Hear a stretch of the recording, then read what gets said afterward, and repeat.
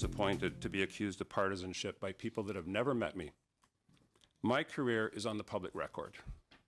I have held the highest security clearances that this country can offer for many years. In speaking to the Attorney General in December, I was giving her contextual information about the SNC-Lavalin matter directly relevant to a decision she had to make. In dealing with the public interest, the Attorney General's decision is never final. The public interest can evolve and change, and the impact of a decision to prosecute or not prosecute was evolving in this case. She was always the decision maker. She was assured multiple times that she was the final decision maker. The former minister agreed that entering into a deferred prosecution agreement would have been entirely lawful. How can we have listened to your testimony last time? And of course, if we believe Madam Wilson-Raybaugh's testimony, do anything but conclude that you have in fact crossed the line into partisan activity? I can only repeat, I state categorically that I have never given advice or done anything for partisan purposes, which would suggest to advantage one political party versus another in the political arena. On December 19, 2018, we had a number of comments made by Madam Justice Wilson-Raybould about yourself, and I want to give you the opportunity to refute them. Number one, you're quoted as saying, "I think he is going to find a way," speaking about the Prime Minister, "to get it done one way or the other. So he is in that kind of mood, and I wanted you to be aware of it," close quote. Did you say that? Or words approximating that? I do not have an independent recollection of the event. I did not wear a wire, record the conversation, or take extemporaneous notes. So you wouldn't have stuck in your mind words like that? That is not my recollection of the conversation. Then she said she warned you in this call that we were treading on dangerous ground. "I also issued a stern warning because as the Attorney General, I cannot act in a manner, and the prosecution cannot act in a manner that is not objective, that isn't independent. I cannot act in a partisan way, and I cannot be politically motivated. This all screams of that," close quote. Sound right? I do not have contemporaneous notes or recording of that conversation. I recall the sentiment, and I agree with it. Nobody was ever asking her to do anything for partisan reasons. The clerk said that the Prime Minister is quite determined, quite firm, but he wants to know why the DPA route, which Parliament provided for, isn't being used. "I think he's going to find a way to get it done one way or the other. He's in that kind of mood."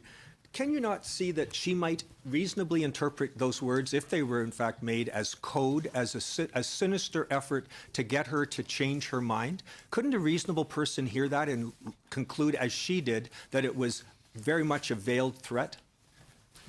I am in no position to comment what was in the mind of another person. I can only comment on what I was conveying to her, which was context and public interest considerations on a decision that was entirely hers to make. Mr. Wernick, on September 17, 2018, in your presence, the Prime Minister told the Attorney General that if there was no deferred prosecution agreement, that SNC will move from Montreal.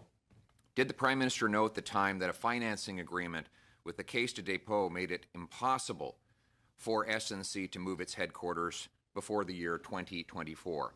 Yes or no? That is not my recollection of what the Prime Minister said. So he did not say that the SNC will move from Montreal if it does not get a deferred prosecution agreement? That's not my recollection of what he said. All right. How about let's turn to what you said. Hopefully your memory is a little better on that.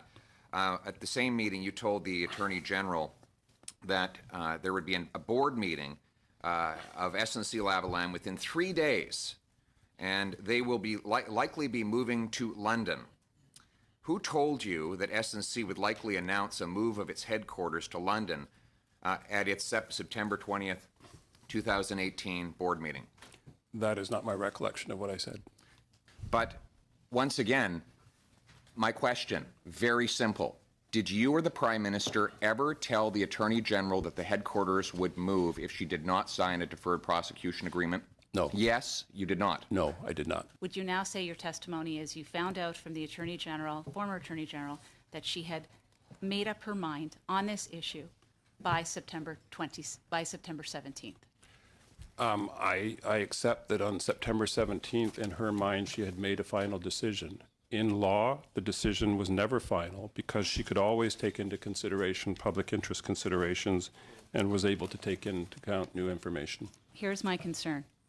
You rejected everybody else in terms of speaking about SNC-Lavalin, but you took the meeting from the former clerk, the Privy Council. And my concern is this.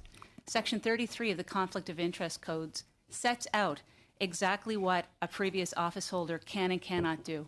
And what it says is, no former public office holder shall act in such a manner as to take improper advantage of his or her previous public office.